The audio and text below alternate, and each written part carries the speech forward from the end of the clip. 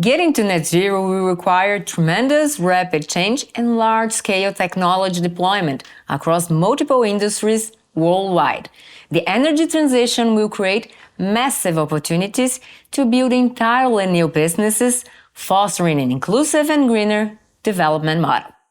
Leaders that move quickly will see exponential growth.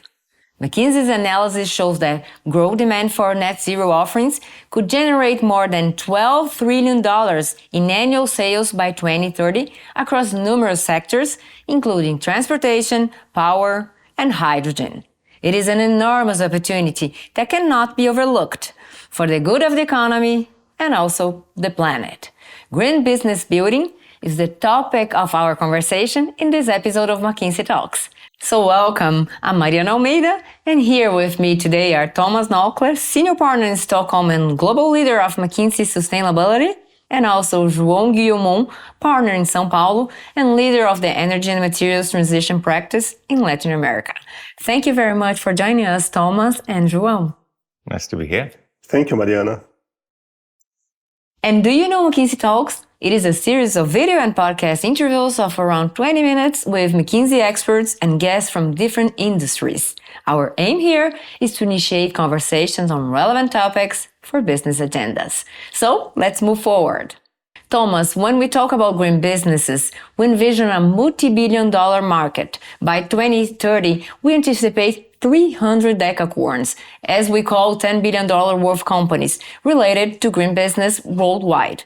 Also, 1,000 unicorns and dozens of sustainability-oriented capitalized funds around the world. So there are many valuable deals out there, right?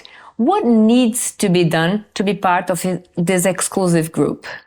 I think the first point is that this is a scaling challenge. We're talking about new technologies and applications that needs to scale and come down in cost and scale in volume. So first thing is, if you want to be part of the group, you need to have the ambition to be one of those scalers, that hyperscale. And we call it, you need to scale at the same pace as digital players scaled software, but on hardware. And how do you do that? And how do you build a system to do it if it's in hydrogen plant 1, 2, 3, 4, coming down in cost? That's a different mindset than what we've seen for most industrial players in the Western world for the last 30, 40, 50 years. So it's a new concept, new mindset, and a new ambition to really be part of that group. And João, bringing this scenario to Brazil, which new green business building opportunities will be more relevant here in the Brazilian context? And how can local companies take advantage of these opportunities? We're going to have many opportunities in Brazil. I would like to highlight 4 value chains that are particularly important. First of all, renewables and green hydrogen. So Brazil has a great potential to produce renewable electricity, mainly solar and wind, at a competitive cost, abundant and competitive cost. And we can convert that into green hydrogen, its derivatives, and export significant share of this potential to the rest of the world. A second one I would like to highlight is the bioenergy and biomaterials potential. So we have also a great potential to grow things, and we can turn these things into advanced biofuels, into biomaterials that are going to help decarbonize the Brazilian economy and the global economy as well, right? The third one is nature-based solutions. Brazil alone has about 15% of the potential to capture CO2 with natural solutions. And we should take advantage of this, again, to help the world decarbonize itself. And finally, there is mobility. We can use this great potential we have for biofuels, for renewable power, to decarbonize our transportation sector.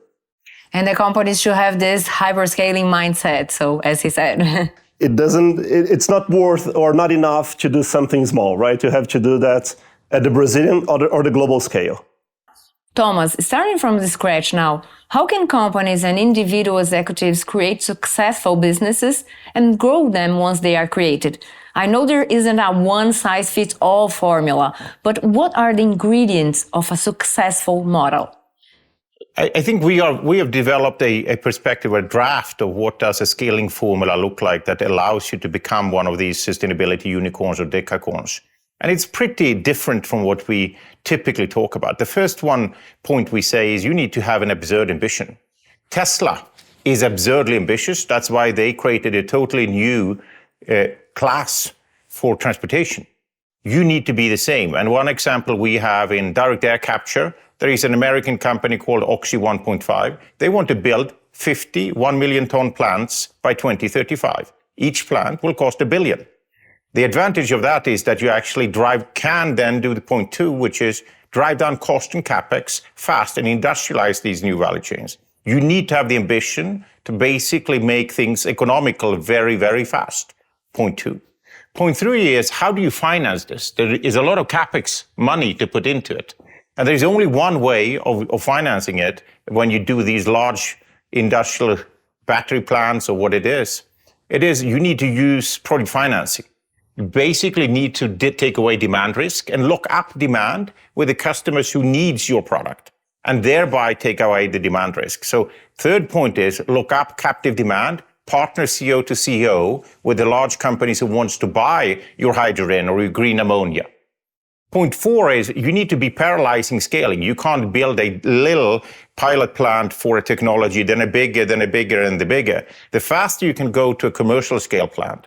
I serve a client called H2 Green Steel. They are 3 years old. They are raising $6 billion in the B round.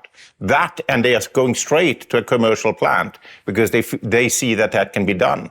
That accelerates the world on green steel, but it also accelerates the value creation for that company. Number five is you need to mobilize the whole value chain. Sometimes it's sourcing, like you mentioned, João, if you are in the biofuels business, the sourcing and feedstock will be short. How do you secure that and build the value chain for that or the equipment early so it's cost effective? Number six is a provocative view from us, which is saying, if you're going to be this ambitious, you need a star CEO, you need a star CFO, and you need a star for operations. Most companies don't have that star CEO. H2 Green Steel has, as a star CEO, the leader of the largest commercial vehicle player in Europe. He was employee number one. He used to manage an operation of 76,000 people. He jumped that to start a steel company. That's the type of person you need. And number seven, what you need is you need to be very good at low-cost financing. This is going to be a capex game. A lot of money needs to be recruited. You need to go at 70% debt, 60% debt, 30, 40% equity. How do you do that? That's a skill that at least in many parts of the world, we've lost track on. So what's the new modern way of project financing? That's the seventh thing. This is our first version of a scaling formula. We are working on it all the time and we are taking feedback to make it more refined, but that's a little bit the formula we are seeing works. Thomas, so far we have just identified over 100 unicorns, a handful of decacorns, and one single $10 billion fund emerging in the sustainability space since 2015. In addition to being far from the projection, the pace has not been fast enough to achieve net zero emissions globally by 2050. What could allow the world to move faster? Or, in other words, what key elements are necessary to hyperscale green business worldwide? So you mentioned a few characteristics that companies should do. So speaking in worldwide, in a general way, how could we do it? Yeah, on a system level or on a worldwide level, I think the first one is actually ambition. I think it starts with, are we ambitious enough as leaders for funds, or are we ambitious enough as incumbent players who would be the natural leaders of doing these startups? Why not go for creating a second leg or a third leg of your company with a 10 or 20 billion market cap if the opportunity is there? Many times the incumbents have the advantage, skills and capabilities, but are not used to scale new things.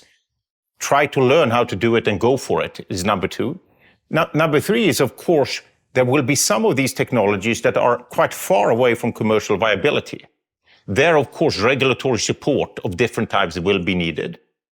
And then I think the last point is, let's start talking about the risk, because there is still a little bit of a misunderstanding how risky these things are. You could argue that the sustainability trend and demand that comes from it is very well locked in, because there is reinforcing loop of fires and we will be delayed, which will accelerate things rather than decelerate it. And start think about, can you do this in a de-risked way with, as I said, captive demand, with taking away technology and execution. So can these things that we think that are very risky, can we educate the funds and the players to really realize how risky is it really relative to, as an example, drilling a new offshore oil field. It's very risky to do that.